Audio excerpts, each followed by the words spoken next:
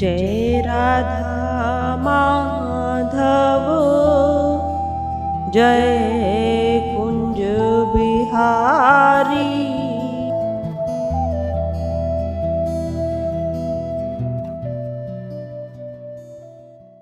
हमें नहीं, इस बात को हमारी बुद्धि नहीं समझ सकती, पर परमात्मा भगवान अवश्य इसको जानते हैं कि हमारा हित किस चीज में। आज भी वे परिवार कहता है कि गुरु जी की कृपा है कि आज हम सब जीवित हैं। आज भी वे परिवार गुरु धाम के प्रति बड़ा समर्पित है। हम इस अल्पज्ञ बुद्धि से केवल अपनी सोच अनुसार एक अनुमान लगा लेते हैं। अगर उस अनुमान में हम पाते हैं ये अनुमान हमारे अनुकूलता से सही है, मेरा जो मैं चाह रहा हूं इसमें मेरा हित है, यदि वह अनुमान हमारा सही है और वो पूर्ण हो जाता है तब तो हम खुशी फील करते हैं। और यदि वह उद्देश्य वह कामना पूरी न हो तब हमें क्या होता है, हृदय में खेद होता है। प्रभु से भी मैंने कई बार प्रार्थना की पर भगवान भी सुनते नहीं, मिथ्या दोष भगवान पर लगाते हैं। एक भक्त भगवान की बहुत पूजा करता था, आराधना पूजा बहुत ही सरल भाव से करता था और भगवान भी उसकी पूजा से बड़े संतुष्ट रहते थे। इतना भावपूर्ण पूजा करता था।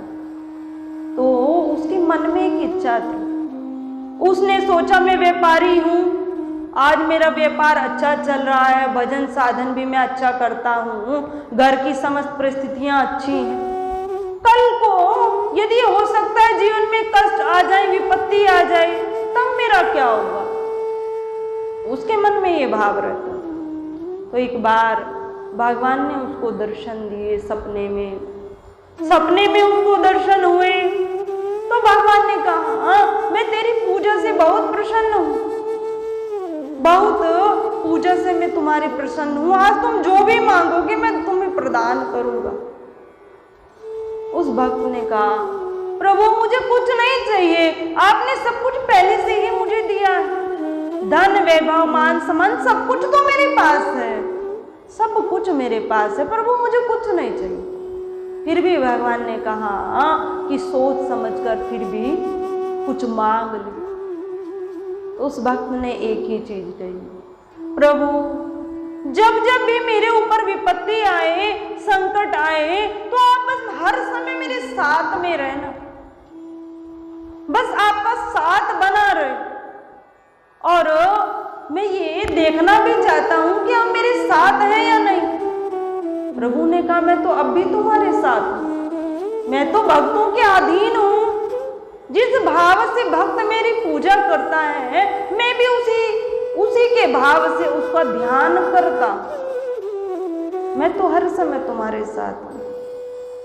उसने कहा ठीक है, बस प्रभु मेरी यही इच्छा है कि कष्ट के समय में, दुख के समय में आप मेरे साथ में रहना। कुछ समय व्यतीत हुआ, उसको लगा कि मैं देखूं तो सही प्रभु मेरे साथ है कि नहीं। यह प्रभु ने ऐसे ही कहा। उसने क्या किया कि जैसे चल रहा था कि मैं देखूं प्रभु मेरे साथ चलते हैं कि नहीं, मेरे साथ हैं कि नहीं।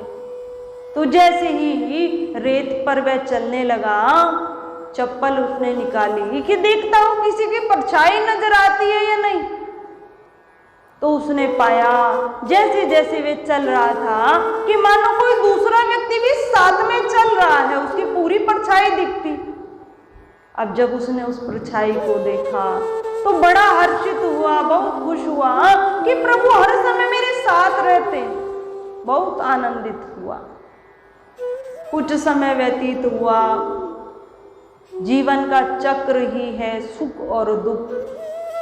तो ये तो जीवन में हर व्यक्ति के आता है, कभी कष्ट आता है तो कभी सुख भी आता है, कभी परिस्थिति पूर्णतः अनुकूल होती है और कभी पूर्णतः प्रतिकूल होती।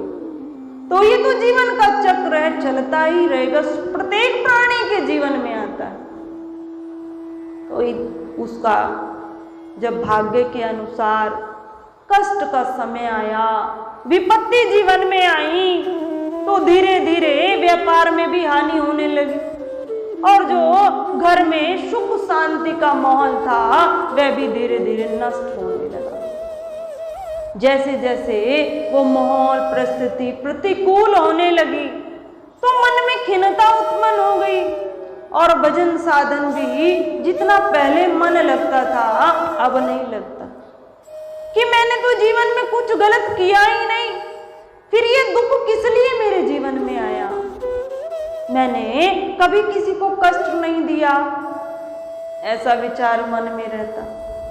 फिर एक भाव आया कि देखता हूं इस दुख के समय में परिवार में जो मेरा आदर सम्मान था वह तो समाप्त हो गया और व्यापार में भी हानि है, तो देखता हूं प्रभु, हो सकता है प्रभु ने मेरा साथ ही छोड़ दिया, मुझे लग रहा है तभी विपत्ति कष्ट मेरे ऊपर आई, अब प्रभु मेरे साथ नहीं।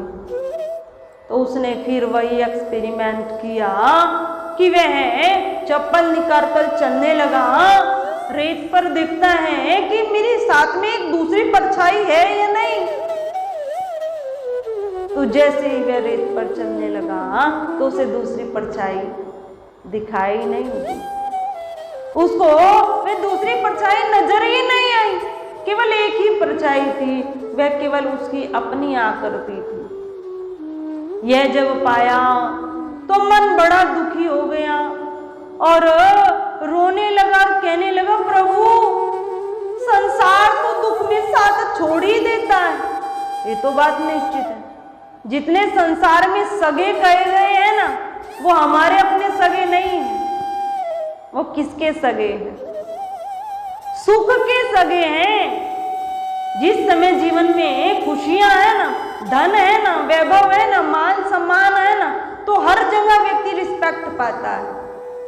और इसके विपरीत यदि दुख आ जाए तो दुख का सगा कोई नहीं होता है, दुख का सगा तो स्वयं व्यक्ति ही होता है, कोई साथ नहीं देता है दुख में।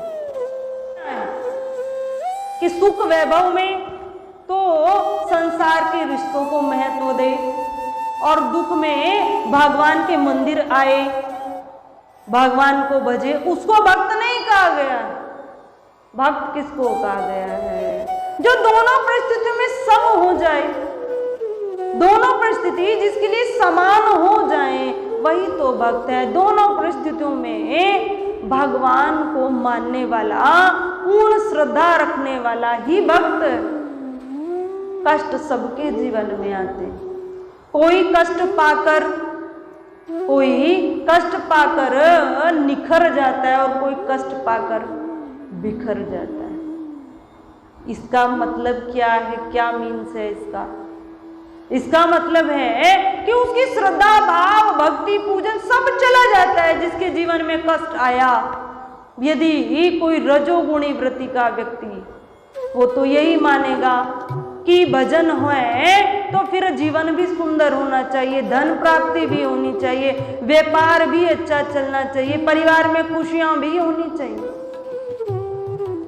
और जो निखर जाता है वो कष्ट पाकर, कष्ट जब जीवन में आता है तो उसका भजन पढ़ने लगता है, संसार से वैराग्य होने लगता है। कुछ नहीं रखा है संसार में, कोई अपना नहीं है संसार में, ये धन किसी काम आने वाला नहीं। जब व्यक्ति बीमार होता है, कोई इसको बीमारी लग जाती और इलाज करने पर भी वह स्वस्थ नहीं हो पाता, तब वो धन का महत्व समझ जाता है कि धन किसी काम आने वाला नहीं। धन हमें स्वास्थ्य लाभ नहीं दे सकता, धन हमें शांति नहीं दे सकता। ये महत्व कब समझ आता है उसको? जब जीवन में कष्ट आता है। तो कष्ट आए, विपत्ति आए, यह भी बहुत जरूरी है। इन्हीं में तो हम सबकी परीक्षा होती है ना, इसी में परीक्षा होती है। कल तीव्र गति से वर्षा हुई, बहुत तीव्र गति से वर्षा हुई, और जहां पर भी देखा काफी पानी भरा हुआ था, फिर भी समस्त भाइयों ने बैठकर सत्संग सुना और सुनकर उस पानी से ही पार हो गए, चले गए। यहाँ जाना तो था ना, सबको जाना। तो किसी ने यह नहीं भाव किया कि वर्षा का समय है, कल वर्षा हुई थी, आज भी हो सकती है, आज सत्संग अवॉइड कर दिया जाए, आज सत्संग को छोड़ दिया जाए, कल सुनेंगे ना। नहीं सोचा। तो ये क्या है? ये प्रभु भी तो परीक्षा लेते हैं, भगवान भी तो भक्त को ठोक बजा कर देखते हैं, कितना मेरे प्रति भाव है, कुछ श्रद्धा है कि नहीं, कुछ आस्था है कि नहीं, मुझे मानने वाला है कि नहीं, या मेरे द्वारा हर समय सांसारिक वस्तु चाहता है। जब हम बाजार से कुछ खरीदते हैं, एक चम्मच भी लेने जाते हैं तो उसका भी वजन देखते हैं, कुछ सही है कि नहीं। एक 20 रुपए मात्र का घड़ा भी लेने जाते हैं तो उसको भी बजा कर देखते हैं, सही है कि नहीं। तो फिर भगवान भी तो हमें देखते हैं ना, हम भी भक्त हैं कि नहीं। कष्ट विपत्ति में हम अपने नियम को छोड़ते हैं या नहीं, भजन बढ़ाते हैं या नहीं, भगवान भी तो हमें देखते हैं। तो बहुत अच्छी बात है कि जब हम घर की अन्य क्रियाएं नहीं छोड़ सकते तो फिर भजन ही क्यों छूटे, सत्संग ही क्यों छूटे। इस बात पर भी हम ध्यान दें कि उस समय भगवान हमारी परीक्षा लेते हैं, उस परीक्षा में हम सबको पास होना है, उसका एकमात्र यही साधन है। अनुकूल परिस्थिति आए, प्रतिकूल परिस्थिति आए, हमारा भाव सम बना रहे, हम दुख में दुखी न हो और सुख में हर्षित न हो, दोनों में समभाव हमारा होना चाहिए। मनुष्य का एक अपना स्वभाव है, हम सबका एक अपना स्वभाव होता है। अगर हम सबकी अपनी मन की बात पूरी हो जाए तब तो बहुत अच्छी बात है, तब उसमें हम सुखी होते हैं कि मेरे मन के अनुसार सब कुछ हो रहा है। और यदि इसके विपरीत हो तो हम दुखी हो जाते हैं, क्योंकि हमारे मन की नहीं हुई, इसलिए हम दुखी हो जाते हैं। मनुष्य केवल अपने मन की करना चाहता है, मेरे मन अकॉर्डिंग सब कुछ हो, घर परिवार की व्यवस्था सब मेरे अनुसार हो, यही तो चाहते हैं। बच्चे मेरे अनुसार चलें, अन्य सदस्य मुझसे सलाह लें, मेरे अनुसार घर का समस्त कार्य हो, ये सबकी सोच रहती और इसी से द्वेष पैदा होता है। क्यों? क्योंकि हम सब अपने मन की करना चाहते हैं, हमारे अनुसार सब कुछ हो। हमारी भारतीय संस्कृति में नवग्रह कहे गए, नवग्रह कहे गए। अब किसी भाई के ऊपर किसी ग्रह का अधिक प्रभाव होता है, किसी के ऊपर कम प्रभाव होता है, कोई विपरीत दिशा में चल रहा है और कोई अनुकूल दिशा में चल रहा है। नवग्रह के प्रभाव सबके ऊपर है और लाभ भी होता है उनके द्वारा और हानि भी होती है। परंतु इस नवग्रह से अतिरिक्त एक ग्रह और जीवन में, एक ग्रह हम सबके जीवन में, हम सबके ऊपर हावी रहता है। वह ग्रह कौन सा है? हम विचार करें। वह ग्रह और कोई नहीं है, सोम का आग्रह, बस यही वह 10वां ग्रह जो हर समय हमें पकड़े रहता है। मेरा आग्रह पूर्ण हो, मेरे अनुसार समस्त कार्य हो, उस आग्रह को हम क्या है, हर समय पकड़े रहते हैं, हर समय वो हम पर हावी रहता है।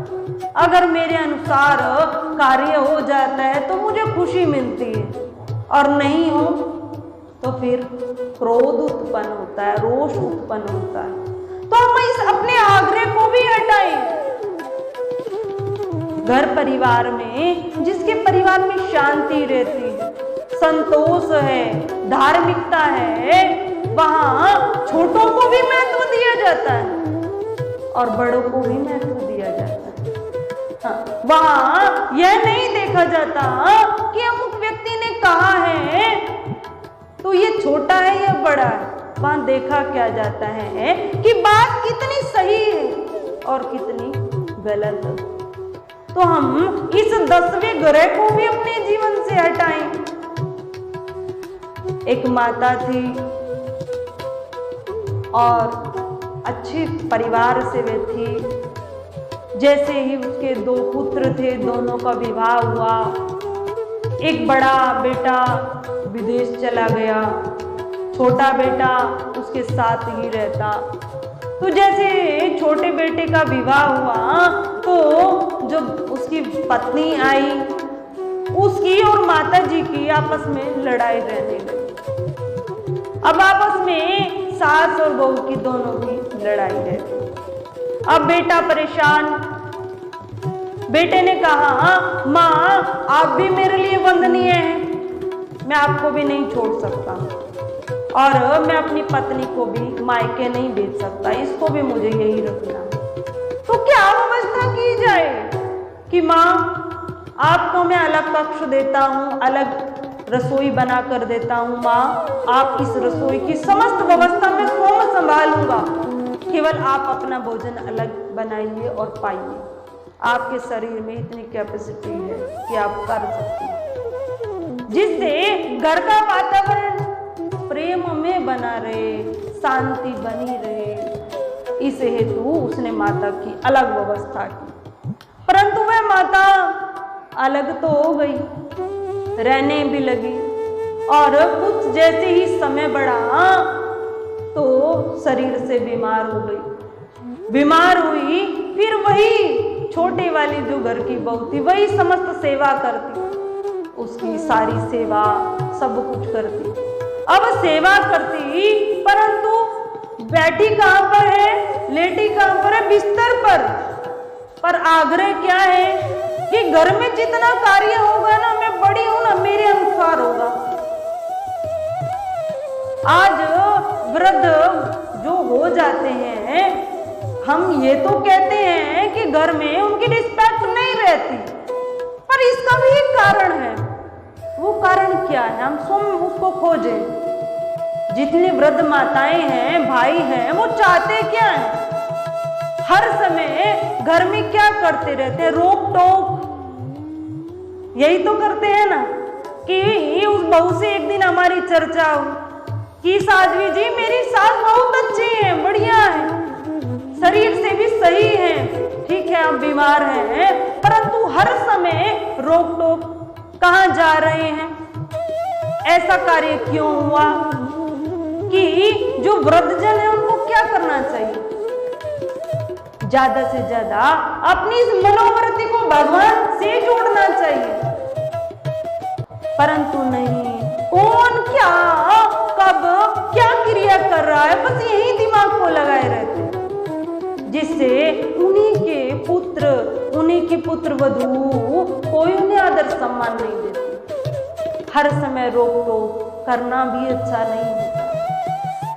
मानव की जब एज बढ़ रही थी ना, जो लास्ट की हमारी एज है ना, 70 से जो आगे की एज कही गई है, वो किसकी एज है, वो आयु किसकी है, वो आयु उल्लू की कही गई है कि दिन भर तो पेड़ पे बैठा रहता है शांति से और रात्रि में जगता है, रात्रि में भ्रमण करता है, जगता है।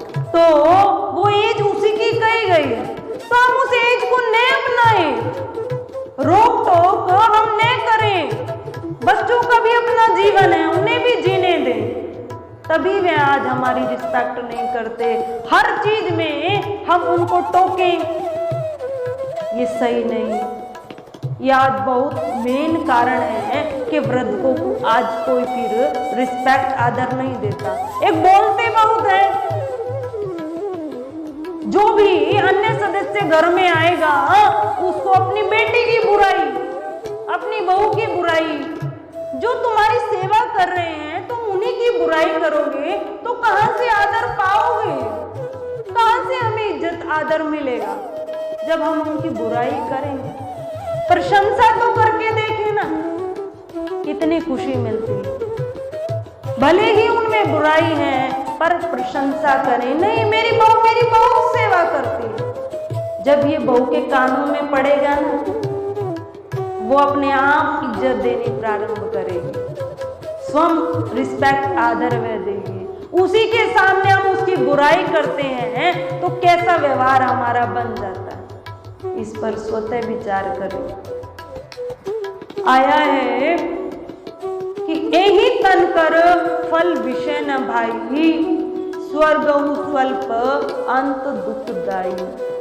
गोस्वामी तुलसीदास जी ने श्री रामचरितमानस में इसको कहा कि इस शरीर का क्या लाभ है, इस शरीर का फल केवल एक है, इसकी सार्थकता केवल इसी चीज में है कि इसे सेवा में लगा दिया जाए, धर्म अनुसार इस कर्तव्य का पालन किया जाए। और यदि इसे सुख भोग में और संग्रह में लगा दिया जाए तो क्या लाभ होगा? धन भी हम एकत्रित कर सकते हैं, बड़े बड़े मकान भी बना सकते हैं, परंतु जो जीवन की वास्तविकता है ना, वह सिद्ध नहीं होगी। सिद्ध कब होगी? निष्काम सेवा द्वारा। जिस भाई के साथ परिवार में जितने संबंध हैं, उन सब संबंधों का धर्म पूर्वक निर्वाह किया जाए, उसी को सेवा कहा गया है। सेवा क्या है? जिस प्रकार का जिस व्यक्ति के साथ संबंध है, धर्म पूर्वक उसका निर्वाह हो, बस यही तो सेवा है। उसमें सत्य भी हो और जिससे अन्य व्यक्ति का हित भी हो, उसकी सेवा हो, उसको प्रसन्नता मिले, बस इसी को सेवा कहा गया। पर वह धर्म पूर्वक होना चाहिए, न्याय संगत होना चाहिए। भगवान श्री राम जी इस धरती पर, इस धराधाम पर आए, इस धराधाम पर आए, भगवान है, सच्चिदानंद स्वरूप है, जिनकी भ्रकुटी हिलाने मात्र से समस्त लोग कंपित हो जाते हैं। केवल भ्रकुटी हिलाने मात्र से समस्त लोग कांप उठते हैं। भगवान सर्वप्रथम क्या करते थे? विचार करें। सर्वप्रथम भगवान की क्या कर्तव्य रहता था?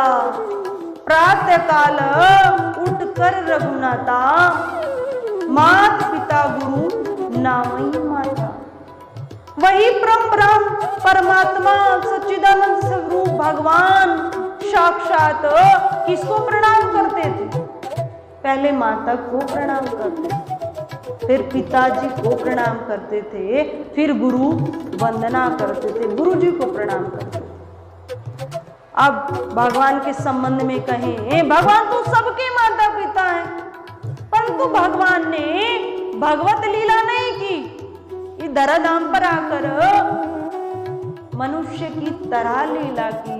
भगवान ने भगवत संबंधी कि मैं भगवान हूं, इस टाइप की कोई लीला नहीं की। हम सब जैसे मानव हैं, इस टाइप से भगवान ने लीला की और अपना पूरा चरित्र हम सबको दिया कि इस प्रकार हमें जीवन जीना चाहिए। सर्वप्रथम माता को प्रणाम करना चाहिए। माँ को प्रणाम क्यों बताया? हम सब जानते हैं कि माता के ऊपर यदि एक पूरा ग्रंथ भी लिखा जाए ना, तो वह भी बहुत छोटा पड़ जाएगा। माता की महिमा कितनी कही गई है। जो साधु संत हैं, सन्यासी हैं, वे भी माता को प्रणाम करते हैं। माँ उन्हें प्रणाम नहीं करती, वे भी माता को प्रणाम करते हैं। कितना भी बड़ा सन्यासी क्यों ना हो, यदि वे झुक सकता है, दंडवत प्रणाम कर सकता है, या तो अपने गुरु को कर सकता है। गुरु में सर्वप्रथम माता, पिता को नहीं, माता को। दूसरा गुरु को कर सकता है, तीसरा अपने इष्ट भगवान को कर सकता है। तो माता की इतनी बड़ी महिमा बताई है कि सर्वप्रथम माता को प्रणाम करना चाहिए, चाहे वे किसी भी प्रवृत्ति की क्यों ना हो। माँ हमेशा माँ होती। माँ से बढ़कर इस संसार में और कोई स्नेह करने वाला नहीं हो सकता। माँ जैसा स्नेह कोई नहीं कर सकता। माँ वंदनीय है, पूजनीय है। जिसके साथ माँ का आशीर्वाद है ना, वो कहीं असफल नहीं हो सकता, कहीं असफल वह नहीं हो सकता। तो हम अपनी माता को, पिता को आदर दे, सम्मान दे। वे पूजनीय है, वंदनीय है। जितना हो सके उन्हें शुभ कार्य के लिए प्रेरित करें। एक पुत्र का भी धर्म बनता है कि अपने माता पिता को तीर्थों का भ्रमण कराए, भगवत दर्शन उन्हें कराए, जिससे उनके जीवन का उद्धार हो, उनका कल्याण हो। हम सब का कर्तव्य बनता है कि वे धार्मिकता की ओर अग्रसर हो। यदि जीवित माता पिता हैं तो कुछ धर्म संबंधी उनके सामने, उनके समक्ष धार्मिक चर्चाएं की जाए। धन वैभव मान प्रतिष्ठा की कोई चर्चा न करते हुए परम धन राधा श्री राधा श्री राधा,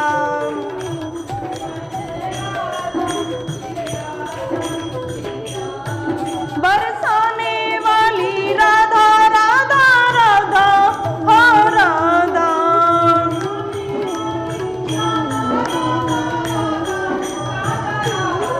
हमारो धन राधा श्री राधा श्री राधा।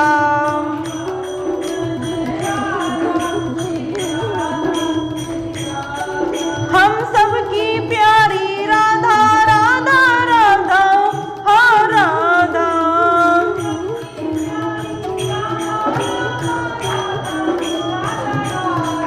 कृष्ण की प्यारी राधा राधा राधा हाँ राधा,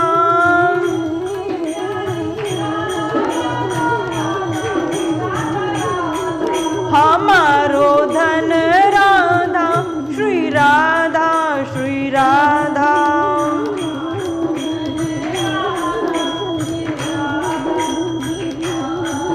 हमारो धन राधा श्री राधा श्री राधा।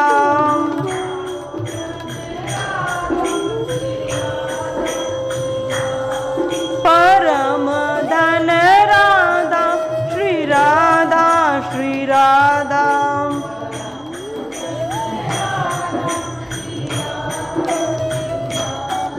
परम धन राधा श्री राधा श्री राधा।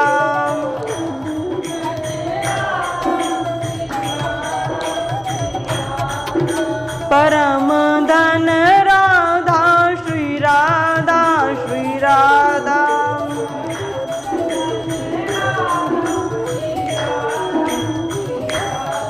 बोलिए प्यारी राधा रानी की जय, श्री युगल सरकार की जय। चर्चा चल रही थी कि माँ के विषय में, कि माँ सबके लिए वंदनीय है, पूजनीय है। हम जितना सम्मान माँ को दे सकते हैं, पिता को दे सकते हैं, वे अवश्य ही हमें देना चाहिए। यदि इस धरती पर भगवान को देखा है ना, तो साक्षात माँ के दर्शन कर लिए जाए। ब्रह्मा जी ने अपने ग्रंथ में लिखा है, हम शास्त्रों की मानते हैं ना, तो शास्त्रों की बात माने। शास्त्रों में ये बात लिखी है कि माँ और पिता के चरणों में ही तीनों लोक वास करते हैं। तीनों लोग माँ पिता के चरणों में वास करते हैं, तो वो पूजनीय है, वंदनीय है। हमें उनको आदर देना चाहिए, सम्मान देना चाहिए। और आज हम यहाँ जितने बैठे हैं ना, हम भी इस चीज को निश्चित रूप से कह सकते हैं कि आप सबकी माता अति पूजनीय है, अति वंदनीय है। क्योंकि सत्संग हम सबके जीवन में है, सत्संग हम सब सुन रहे हैं, श्रोतागण हैं। तो ये संस्कार हमें किसने दिया? ये जो भक्ति की तरफ हमें चलना किसने सिखाया? ये हमारे अंदर जो संस्कार है, भगवान के प्रति प्रेम है, ये किसने हमें दिया? क्रिया ये सर्वप्रथम माँ ने ही हमें सिखाया।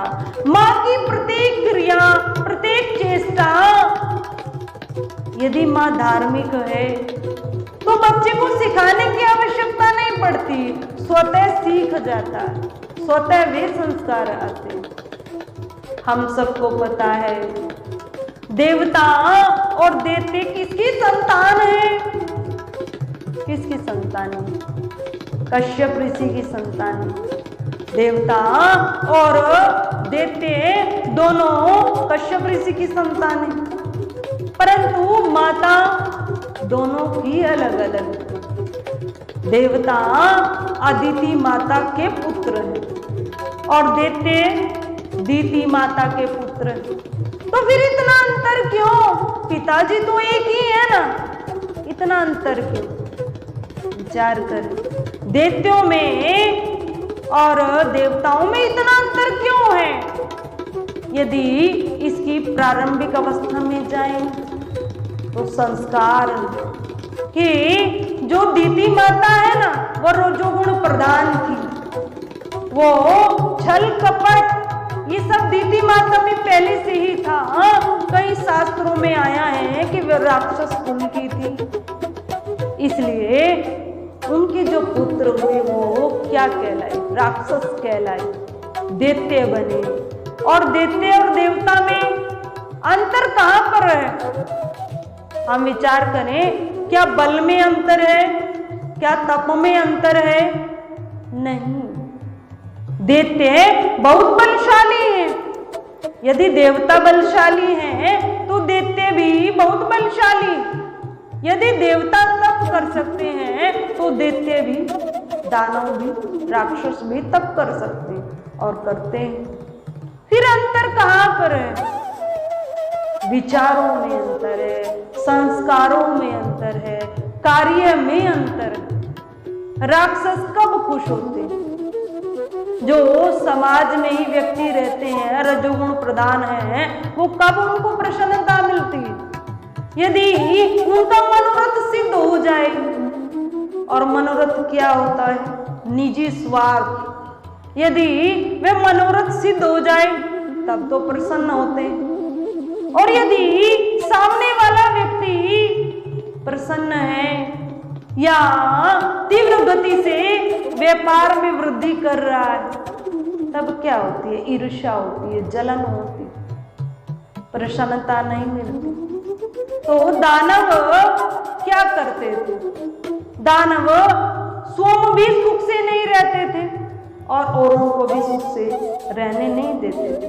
भगवान शंकर के बड़ी तप करते थे, भगवान शंकर जी जल्दी प्रसन्न हो जाते, परंतु मांगते क्या थे?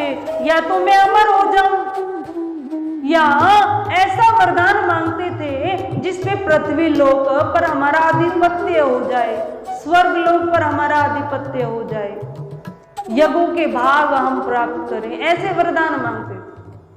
और देवता वही व्यक्ति है जो स्वयं भी प्रसन्न रहता है, औरों को भी प्रसन्न रखता है, स्वयं भी पाता है और औरों को भी खिलाता है। सूर्य भगवान हमें दे ही रहे हैं, वायु भगवान हर समय उपलब्ध रहते हैं, तो देवता स्वयं भी सुखी रहते हैं और अन्य व्यक्तियों को भी सुख पहुंचाते हैं। एक बार जो दैत्य थे वो शिकायत लेकर ब्रह्मा जी के पास गए। ब्रह्मा जी, ये हमारे साथ कितना अन्याय हो रहा है, देवता तो पूजनीय बन गए, सब पूजन करते हैं, यज्ञ का भाग भी देवताओं को मिलता है और हमें ना तो यज्ञ का भाग मिलता है और जहां हम जाते हैं हमारा अनादर होता है। तो हमारे साथ ये अत्याचार क्यों? आखिर हम भी तो कश्यप ऋषि की संतान हैं, हम बल में कम नहीं है, तप में कम नहीं है, तो फिर अत्याचार। तो ब्रह्मा जी ने जब कोई ऐसे व्यक्ति मिल जाते जो तर्क से न समझ पाए, उनको कैसे समझाया जाता है, उनको प्रैक्टिकल करके दिखाया जाता है जिससे वो समझ पाए। ब्रह्मा जी ने भी ऐसी ही क्रिया की एक तिथि निश्चित की और उसमें देवताओं को भी बुलाया और दैत्यों को भी बुलाया कि सबको आना है और यहीं पर भोजन करना है, मेरे इस लोक में ही भोजन पाना है। हम सब ने कई बार इस कथा को सुना है, चर्चा की, देवता भी उपस्थित हुए और दैत्य भी उपस्थित हुए। तो देवताओं ने कैसे पाया और दैत्यों ने कैसे पाया, हम विचार करें कैसे पाया। दैत्यों के सामने जब भोजन परोसा गया और उनसे कहा गया कि एक ही हाथ से पाना है और वो भी इस हाथ को मोड़ना नहीं है, सीधा ही रखना है, ये मुड़ना नहीं चाहिए, सीधा ही रखना, भोजन पाया जाए। दैत्यों ने क्या किया, भोजन पाया नहीं पाया। क्यों? क्योंकि भोजन तो तभी पाया जा सकता है ना जब हाथ मुड़ेगा, तब वह मुख तक जाएगा। अब दैत्यों ने भोजन नहीं पाया, जो वहां पर भोजन था वो उठाया तो सही पर कुछ भी मुख में नहीं गया, चेहरे पर गिरा, वस्त्रों पर गिरा और आसपास समस्त भोजन व्यर्थ चला गया। उसी प्रकार देवताओं को कहा गया कि आप भी भोजन पाइए। अब देवताओं से भी ब्रह्मा जी ने यही शर्त रखी कि हाथ नहीं मोड़ना चाहिए, हाथ को नहीं मोड़ना है, सीधे भोजन पाना, एक ही हाथ से बिना मोड़े भोजन पाना। तो देवताओं ने किसका प्रयोग किया, विवेक शक्ति का प्रयोग किया, विवेक का वहां परिचय दिया। और जैसे स्वयं बैठे थे अपने सामने वहां दूसरे देवताओं को बिठाया, दूसरी पंक्ति लगवाई और जैसे भोजन परोसा गया तो सीधे उठाया, अपने हाथ से दूसरे के मुख में डाला और जो सामने वाला व्यक्ति बैठा था उसने अपने पात्र से भोजन उठाया और सामने बैठे देवता के मुख में डाला। तो भोजन का एक कण भी पृथ्वी पर नहीं पड़ा और सबकी तृप्ति हो गई, भोजन से सब तृप्त हो गए देवता। तब ब्रह्मा जी ने देवता और दैत्यों को बुलाया और कहा कि तुम में तप में कोई अंतर नहीं है, बल में कोई अंतर नहीं है, अंतर कहां पर है, विवेक शक्ति में अंतर है। देवताओं को स्वर्ग का आधिपत्य प्राप्त है तो वो उसको यूज करना जानते हैं, वो स्वयं भी प्रसन्न रहते हैं, समस्त सुविधा का उपयोग करते हैं और हम सबको भी लाभ ही देते हैं, हम सबको भी हर समय हमारी सुविधा के लिए उपलब्ध रहते हैं देवता। तो इसीलिए देवता पूजनीय है, वंदनीय है कि देवता और दानव में केवल विवेक शक्ति विचार का अंतर। तो हम अपने आप को भी देखें कि हम देवता हैं या दानव, हम भी तो देवता है, दानव में से कोई एक है ना। यदि हम भी किसी की खुशी प्रसन्नता का कारण बनते हैं, किसी के हित की भावना रखते हैं, तो वह अच्छा संस्कार हमारे अंदर भी है।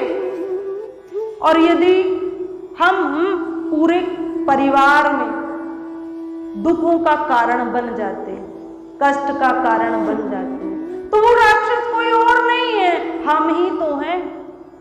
हमारे अंदर ही वो रजोगुण प्रधान संस्कार है जिसके कारण हम स्वयं भी खुश नहीं रहते और सामने जितने अन्य व्यक्ति हैं उनको भी खुश रहने नहीं देते। तो हम आज की चर्चा में अपने आप को देखें, अपना विचार करें कि हमारे संस्कार भक्ति की तरफ बढ़ रहे हैं या फिर हम अधोगति में जा रहे हैं। हम अपने आप को देखें, अपने आप में अच्छे संस्कारों का विकास हम करें, ये करना हमें ही पड़ेगा। हर शास्त्र, हर संत हमें बता सकता है पर इस मार्ग पर चलना हमें स्वयं पड़ेगा। तो हम किस संस्कार का अनुसरण करते हैं उस पर हम ध्यान दें और उस अच्छे संस्कार को हम अपने अंतःकरण में बिठाएं और सुंदर जीवन अपना बनाएं। बोले श्री सच्चिदानंद भगवान की जय, श्री सद्गुरुदेव भगवान की जय। हरि ओम।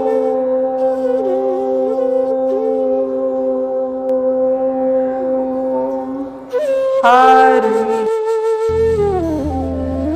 परम पूज्य श्री शारदीय ब्रह्म ज्योति सरस्वती जी के प्रवचन प्राप्त करने हेतु दिव्य वाणी चैनल को सब्सक्राइब करें,